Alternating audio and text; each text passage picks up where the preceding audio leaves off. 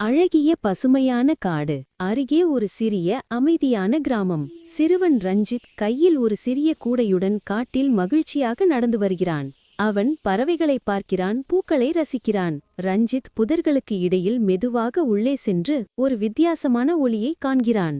அங்கே தங்க நிறத்தில் கொம்முகளுடன் உடல் முழுவதும் நட்சத்திரங்கள் போல ஒளிரும் ஒரு அழகான மான் நிற்கிறது. ரஞ்சித் அருகில் சென்றான். அது சற்று பயத்துடன் ரஞ்சித்தை பார்க்கிறது.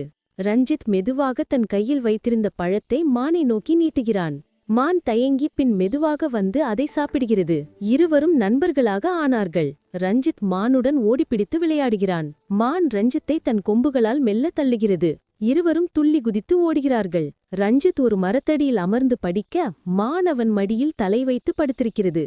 ஒரு நாள் ரஞ்சித் கவலையுடன் காட்டில் மானை தேடுகிறான். அங்கே வேட்டைக்காரர்கள் வைத்த வலையில் மந்திரமான் சிக்கி பயத்தில் கத்துகிறது. ரஞ்சித் அந்த சத்தத்தை கேட்டு ஓடி வருகிறான். அவன் தைரியமாக வலையின் கயிறுகளை தளர்த்தி மானை காப்பாற்றுகிறான். இருவரும் பாதுகாப்பான இடத்திற்கு மலையின் உச்சிக்கு ஓடுகிறார்கள். சூரியாஸ்தமனம். ஒரு குன்றின் மீது ரஞ்சித்தும் மந்திரமானும் அமர்ந்திருக்கிறார்கள். மான் நன்றியுடன் ரஞ்சித்தின் கைகளை நக்குகிறது. ரஞ்சித்தும் மானும் சந்தோஷமாக இருக்கிறார்கள். உங்களுக்கு இந்த கதை பிடித்து இருந்தால் நட்புடன் லைக் மற்றும் சப்ஸ்கிரைப் செய்யுங்கள். நன்றி.